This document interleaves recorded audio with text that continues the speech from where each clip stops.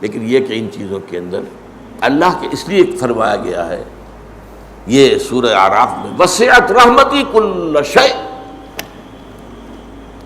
میری رحمت جو ہے وہ ہر شے کو اپنے گھیرے میں لیے ہوئے ہے۔ اور ایک حدیث قدسی میں حضور فرماتے ہیں کہ اللہ فرماتا ہے سبقت رحمتی علی غضبی، یقیناً اللہ تعالیٰ سزا دینے والا بھی ہے، شدید العقاب بھی ہے، منتقم بھی ہے، لیکن غفور بھی ہے، رحیم بھی ہے، اور غفوری شان بالا تر ہے اس کی سزا والی شان سے۔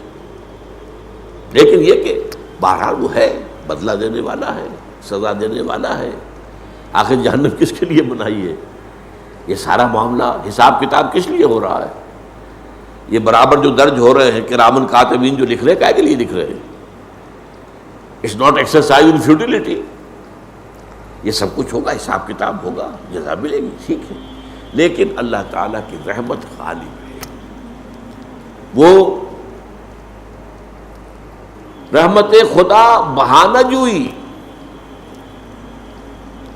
بہانہ، رحمت خدا من جو بہانہ چاہتی ہے رحمت کا،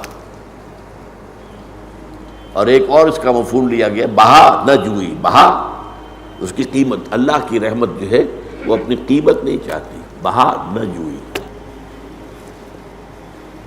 اس اعتبار سے یہ جو ہے منطق پر بالا تر ہے اللہ کی رحمت، اسی لیے قرآن مجید میں 4 جگہ آیا ہے وَهُوَ أَرْحَمُ الرَّاحِمِينَ، وہ تمام رحم کرنے والوں سے بڑھ کر رحم کرنے والا ہے۔ حضور نے ایک دفعہ صحابہ کو بتایا، سوچو تم، کوئی ماں کبھی چاہے گی کہ اس کے بچے کو آگ میں ڈال دیا جائے؟ تو اللہ کی یہ مخلوق، اللہ تو نہیں چاہتا۔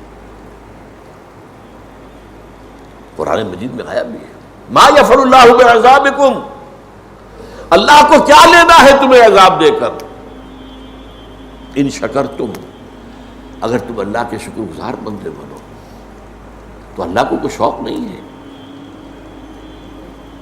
وہ جو کہتے ہیں کچھ لوگوں کو پسند ہوتا ہے دوسروں کو اذیت دینا،